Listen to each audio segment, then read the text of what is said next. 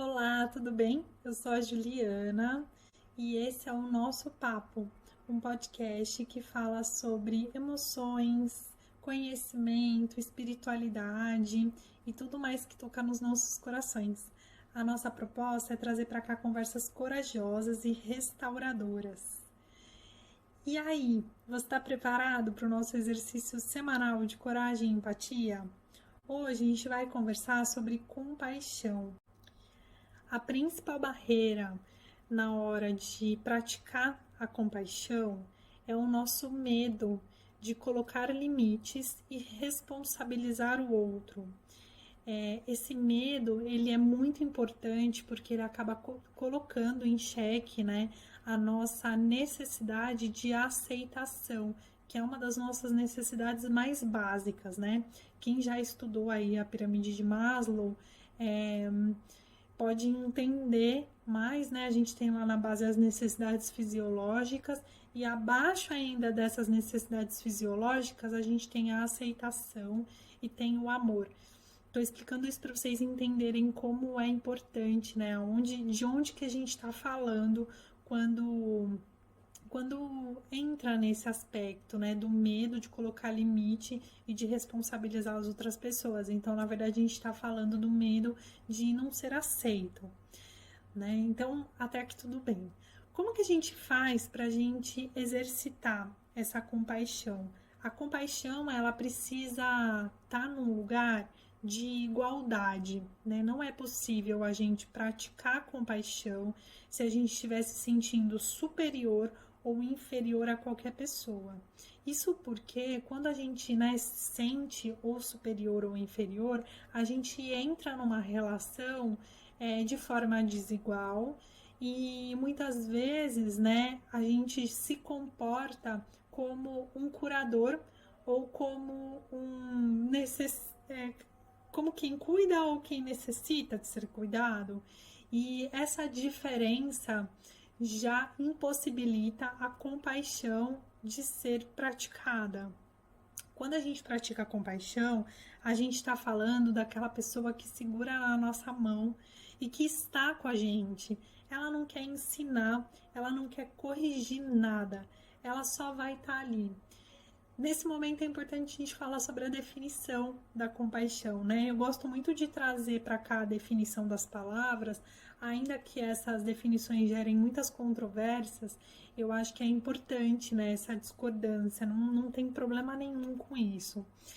Então, quando a gente fala de compaixão, a gente precisa entender de onde que isso vem. Essa palavra, ela deriva do latim e a palavra em latim é paticum, que significa sofrer juntos. Tem uma definição que eu gosto muito também, que é de Pema Chodron. Eu não sei exatamente como que pronuncia esse nome, mas depois vocês vão dar um Google aí e vão achar.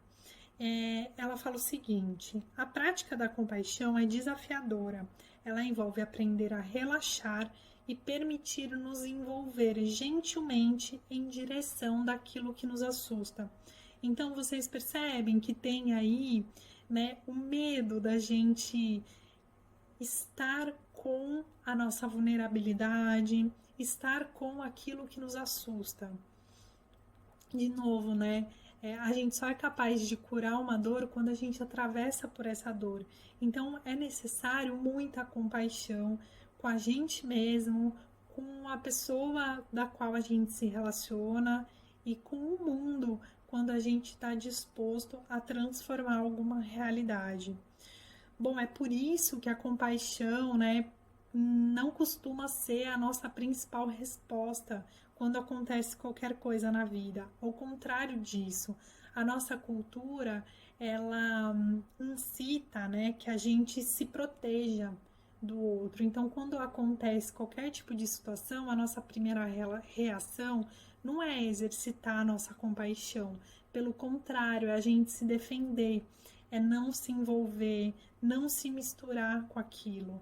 Então, o nosso movimento é de distanciamento. Quando a gente se distancia, vem a nossa necessidade de julgamento.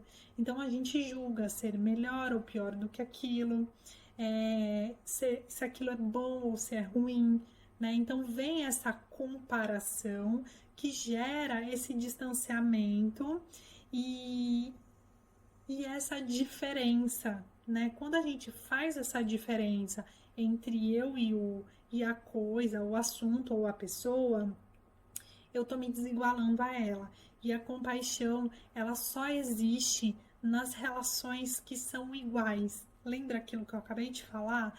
Quando a gente parte do pressuposto de que vai curar ou que vai ser curado, de que a gente vai ajudar ou ser ajudado, a gente não está praticando a compaixão, a gente está praticando outra coisa.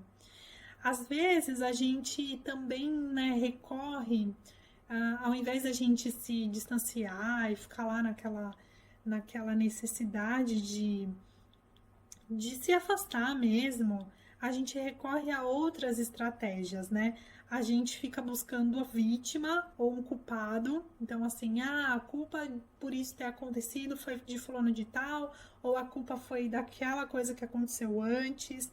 E a gente também pode fazer isso recorrendo a uma crítica ou a solução imediata do problema.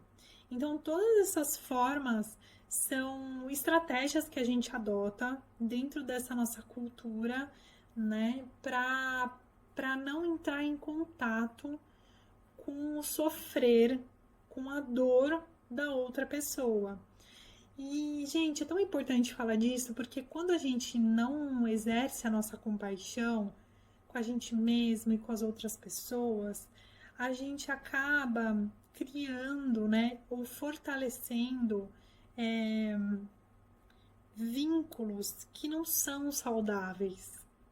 A gente acaba estimulando, né, uma violência nessas relações. E aí, violências, eu posso até falar para vocês um pouco depois, mas assim, existem vários tipos de violência e existem formas da gente nutrir essas violências, né? Então, quando uma pessoa tem uma reação que você olha com estranhamento, né? Você fala, gente, mas não precisava de tudo isso.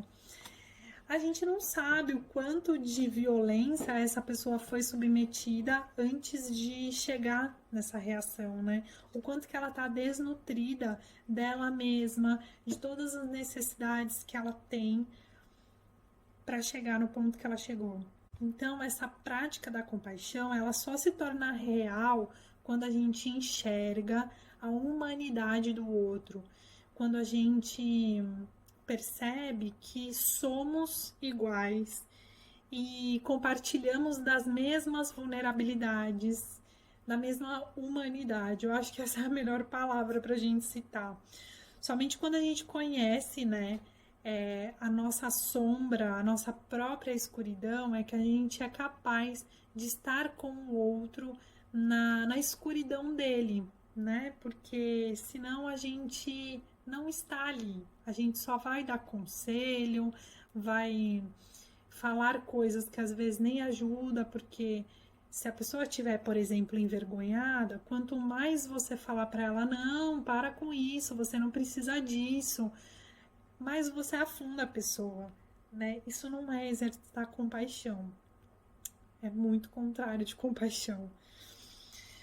Então é isso, assim, aquele que tem compaixão, ele segura na nossa mão e ele tá ali com a gente. Ele não quer nem ensinar, nem corrigir, nem melhorar nada no nosso comportamento.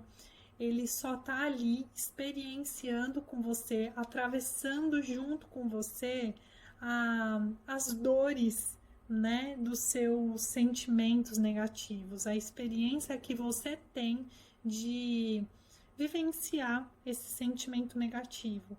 E aí, à medida que a gente se permite estar com esse sentimento negativo, é que a gente é capaz de ressignificar esses sentimentos. Existe uma falsa ideia de que quando a gente está sentindo algo ruim, a gente precisa fugir daquilo, mudar aquela estação, fazer alguma coisa para se distrair daquilo. Só que isso não funciona. Quanto mais a gente se distrai, mais isso cresce. E como que a gente faz, né, para ressignificar? É entrando em contato, reconhecendo que isso existe e se dando conta do tamanho que isso tem. Tudo bem? Eu espero que tenha gerado aí um monte de reflexão, que você tenha tido aí os seus insights. Se teve, compartilha com a gente e a gente se vê, tá bom? Um beijo, até a próxima!